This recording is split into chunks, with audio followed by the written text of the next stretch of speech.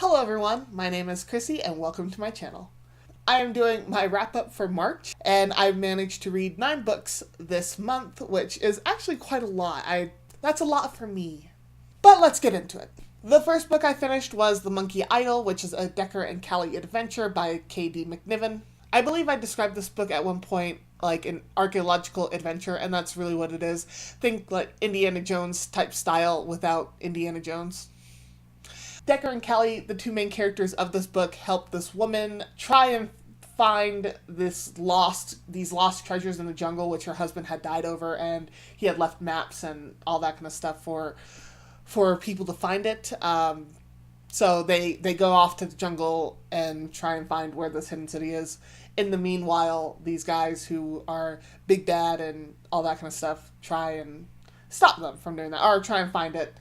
Try and use them to find the treasure for themselves so that they can get rich. Unfortunately, this book really wasn't for me. I was going into it with really high hopes. Unfortunately, I just didn't find the characters all that intriguing. Decker and Callie were just too perfect. They had seemingly perfect intuition. They had skill sets that were kind of odd for them to have. And I also understand that this is, I believe, the 3rd or 4th book in the series, and I hadn't read one of the other ones. So it may just be that I don't know their background history well enough to have become close to them to understand why they had these particular skills and everything like that.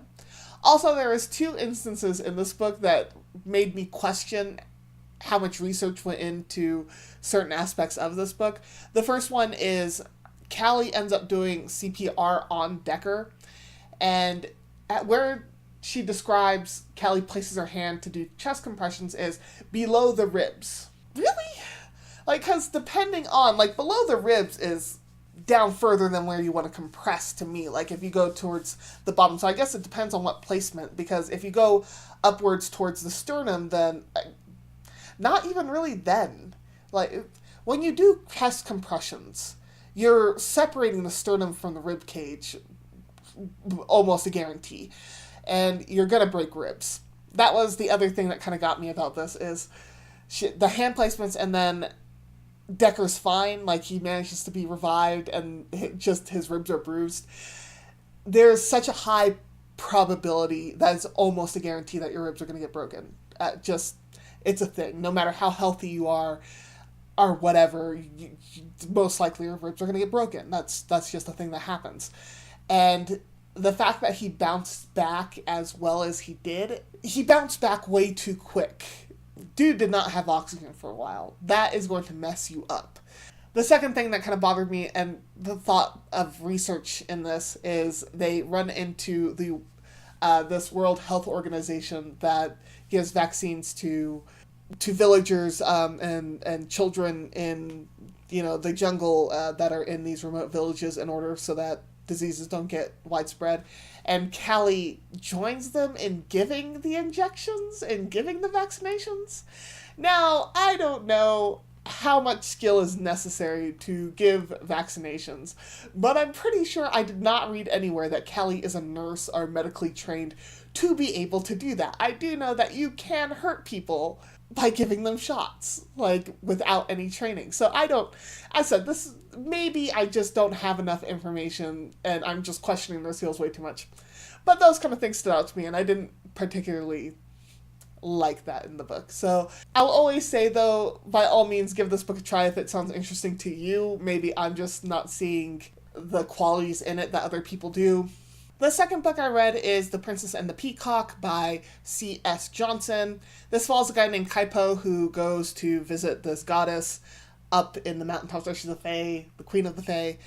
I forget. He goes to see her in order for her to make him beautiful for the Princess Melee. Melly? I don't know how to pronounce that. M-E-L-E. But he goes and asks, can you make me beautiful because she deserves a beautiful husband? And the Queen of the Fae says, you want beauty? You got it, bro. And turns him into a peacock.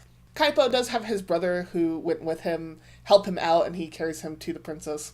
And, he gets to live in the palace, all that kind of stuff. Princess, love happens. It reads a lot like a traditional fairy tale, which I liked a lot. I love how fairy tales are written, so I liked that aspect of it. And I admit I like the princess a lot. There are times when we delve into fairy tales where, characters aren't really drawn out because they're fairy tales. Like, there's not a lot of depth to the characters.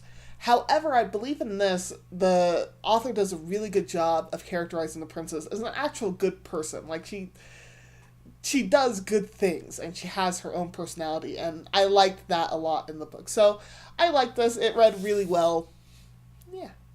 The next book I read is Pride by E.B. Zaboy. Now, this is a remix of Pride and Prejudice by Jane Austen, and admittedly, I'm a little disappointed in how this played out. Like, it was cute, it was okay. I think it's more that it's supposed to be a remix of Pride and Prejudice. I think if this didn't go into the Pride and Prejudice aspect, like if it had been a story on its own, then like that's cool. But since it was supposed to be kind of based around Pride and Prejudice, it kind of was just not really hitting it for me. I was disappointed because the things that I love about Pride and Prejudice didn't come across very well in this book. One of the key aspects of Pride and Prejudice is that Elizabeth doesn't realize that, Darcy is interested or that he likes her in any way, shape, or form, rather that he's just this insulting butthole who, mouths off snarky comments and is kind of an awkward whatever. And in this book, the main character knows very well that he likes her, and then it goes back and forth. Like, she's like, he looks at me in this way, and I know that he likes me. And then all of a sudden, when he does come out and say, I like you, she's surprised. It didn't work well for me. But it was okay. Like, it wasn't, I don't want to say it's bad. It was just not, it was just a little disappointing for me. The next book I read is Delirium by Lauren Oliver. And this book is set in a world where love is illegal. Where people blame love for all the problems of the world. And so there was a medical procedure that takes away your ability to strongly feel, strongly love. It follows the main gal, Lena, who is almost of age to have this procedure. She's 17. She's going to have her 18th birthday, and then she'll have this procedure. She'll get matched with a boy. They'll get married. They'll have kids. So her life will already be planned out in that kind of way. And, things go wrong. As you could probably guess. But Lena, meets this dude. She falls in love. She doesn't want to have the procedure. Yeah. I did like this book. It was a smooth read, so the pacing was well done. Normally, I'm not the biggest fan of first person, but I liked the first person in this book well enough. I liked the relationship between Lena and Alex, who is the guy that she meets. It felt very much like a young romance, where sometimes when you have like YA romance, it feels like they're sometimes older than what they are. And with Lena and Alex, it felt like Lena was young. So I really like that aspect of this book, and that ending kind of killed me just a little bit on the inside. I have to read the second book, but I had other books I need to read, so hopefully I'll get to that in April. But to summarize, I liked it. I think it's a worthwhile read. It just hit all the points that I like about those kind of dystopian type novels. The next book I read is Boytoy by Serena Bowen and Tanya Eby. This, I did a reviewing romance, which I'll link down in the description below. But it follows Sadie, who is a 34-year-old mother of two, recent divorcee, who has a relationship with this guy who's 29, and she's really stuck on the fact that he's 29 and she's 34. I did like this book. I genuinely like this book. It's a fast, quick read. It has really funny puns. The characters just are a little bit ridiculous, but for the most part, I thought it was a, relaxing, fun read. The next book is The Wedding Date by Jasmine Guillory? My apologies. This follows two characters, Alexa and Drew. They meet in an elevator, and Drew asks Alexa if she wants to be his date to this wedding, because it's the wedding of his ex, and he thinks it's going to be extremely painful to be a part of that, so he wants someone to, buffer, I guess, glares, snippy comments, other things. And they end up having a romance based on that. I did like this book. Normally in these books, you see the guy being the fake date for the girl because she doesn't want people to ask her when she's going to get married. But instead, we have that flipped around where the girl's asked by the guy to be the fake date. And I liked that switcheroo. But generally, this fell into a lot of other romance novels for me. Miscommunication was the key plot point between those two, which drove me nuts. So nuts. Just when will it end? But otherwise, it was cute. The next book I read was actually a buddy read with Joe and Michelle. I will link their channels down in the description below. But we read this book together and exchanged our thoughts, and I'm going to be having a review of this book out sometime in April, like mid-April-ish. And that is The Enemy Gods by Oliver Lafarge.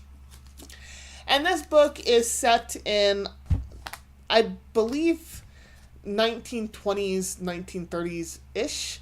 This follows a young native man from the Dene, or as otherwise known as the Navajo, who goes to one of the missionary schools, and they name him Myron Begay, and it just follows his journey through that. It follows that time period in the U.S., specifically New Mexico, and goes through the journey that he has with the faith that has been thrust upon him versus what he would have grown up in without intervention. So it follows that storyline and how he's conflicted throughout that time.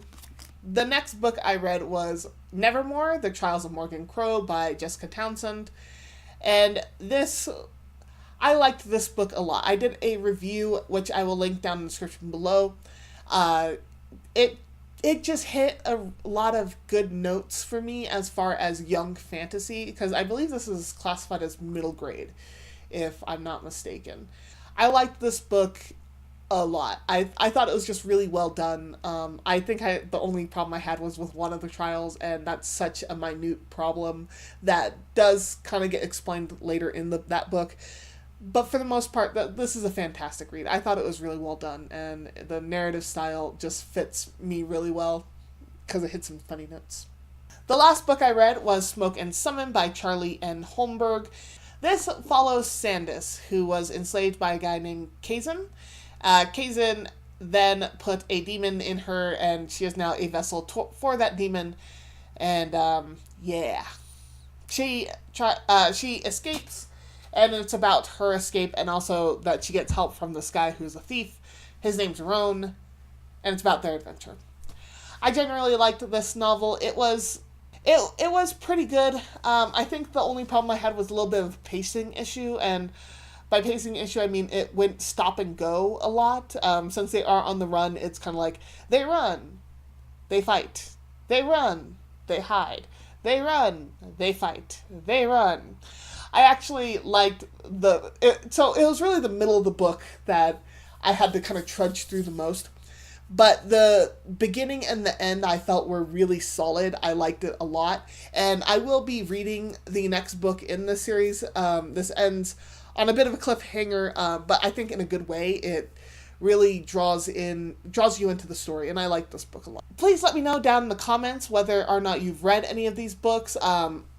Or not, whether any of these books are on your TBRs.